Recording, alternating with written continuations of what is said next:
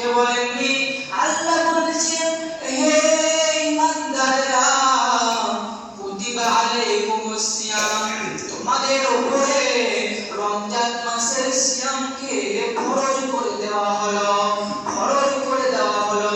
কামা কুতিবা আলাল্লাযিনা মিন ক্বাবলিকুম, যেরূপ তোমাদের পূর্বপুরুষের আগে রোজা ফরজ ছিল, সিয়াম ফরজ ছিল, সেরূপ তোমাদের উপরে রোজাকে ফরজ করে দেওয়া হলো।